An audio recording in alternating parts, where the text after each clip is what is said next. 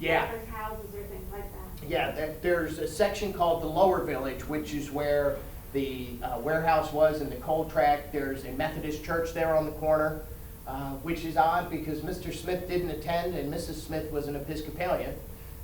But they built a Methodist church, I think in 1875, something like that. And there were some more houses that were there, and people live in them now, actually. So yeah, still going. In fact, when the Parks Department took over, there were still, remember, they were doing business till 1969. So in 1977, there were still people living in these houses, and they didn't kick anybody out. They just did it through attrition. They were just renting them anyway. So one of the things we do, we have an old John that sits behind our visitor center. And I always start my tour there, and I tell them it's the most disturbing aspect about life in Smithville. And I tell them Johns in general are not disturbing, but this one has two seats that are in very close proximity to each other. So when you open the door, it's hard to imagine I mean, I guess you can imagine a scenario where that would be an issue. But because they did business so late, we get a lot of living history. The postmaster, her grandkids, still come in to see where their grandmother used to live, and great-grandkids. And we had one guy that came in, and he was talking about the Johns, and he said that his grandfather was the last one to get indoor plumbing in Smithville, because he couldn't imagine doing that in the house. So it depends on how you look at it, I guess, right? So anything else back here? Pertaining to the Smithville Railroad Station, well, I have a picture of it. Uh-huh. I believe it was on Smithville Road, on the corner south, heading towards Lumberton, south of the village of Smithville. Yep. If my memory serves me correctly, I believe it was on a corner like. Yep, right on the corner of, so Mr. Smith also had a place not far from the village that was called Smith's Forest. And this was a park-like setting. It was big woods where you could go on carriage rides. And he would hold picnics for the company and things like that. And he held a big barbecue during one of his election campaigns. And they said the band came from Pemberton on the railroad and got off at the train station and formed up and marched into Smith's Woods for this, this big to-do. But yeah, absolutely, right there at Smithville Road, where the old East Hampton Municipal Building is, which used to be the schoolhouse for Smithville. Was that building or station saved, moved to somewhere else, the station, or was that?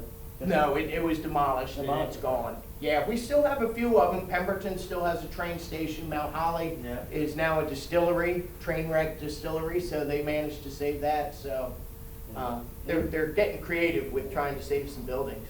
Even the guard shack in Mount Holly. Yeah. Where the woman used to signal the people to stop. Yeah. I think that's saved somewhere else too. Yeah, so then people were able to do this. They found there was a guy in Lumberton, they went looking through a barn, apparently after this guy had passed away, and they found 10 or 12 of those bicycles from the Bicycle Railroad that were just sitting up in his attic. Now since then, you know, some of them have gone missing, so, yep.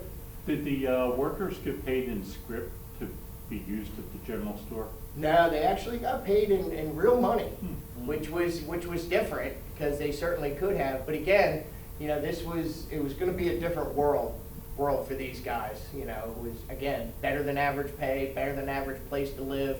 There was the H.B. Smith military style brass band, so just like the Music Man, if you've seen that. So it was quite a different place. And one of the things that was really cool, we have a census records. So we see where everybody was from and how old people were. And we were walking through the mansion once. My boss at the time was walking me through, and I said to her, where did the servants live? Were they upstairs or downstairs? And she said, well, I don't know if they had any. And I said, Agnes was not making dinner.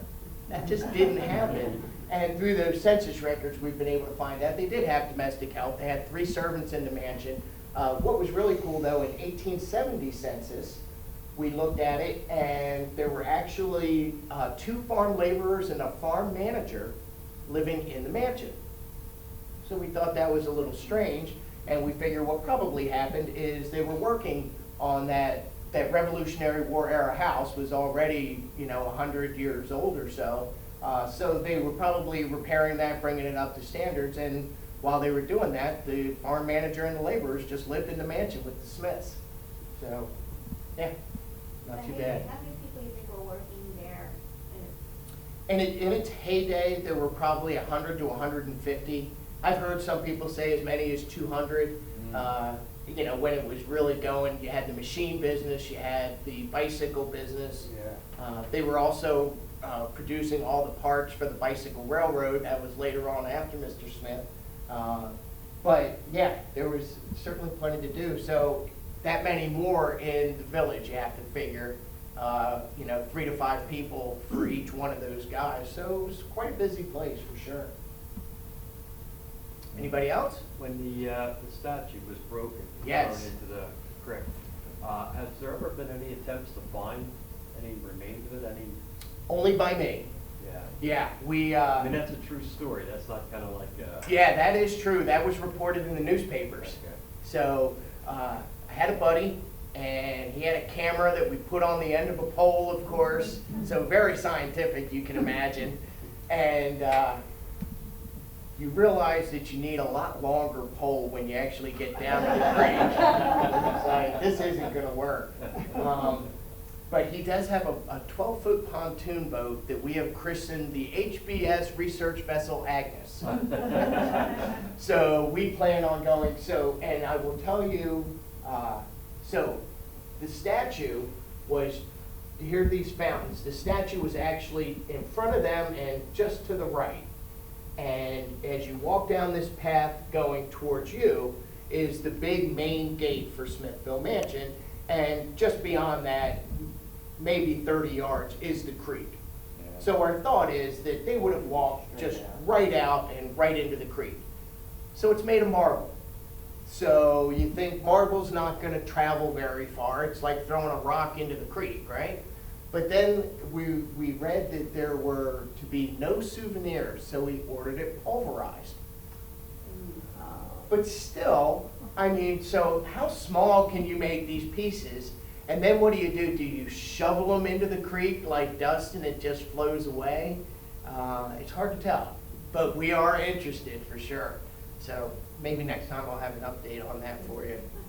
We thought maybe, there was talk when the bridge was out that maybe they might find remains, that maybe they put the stuff in wheelbarrows and went to the middle of the bridge and then discarded them. That's a lot less likely. There was a walkway by the bridge, so that would have been a lot harder to do. And plus the fact when they did do the bridge, I shot some video and there was nothing there. So we're going to hold out hope that maybe we'll find that statue someday. Just to figure something cool, right? Yeah.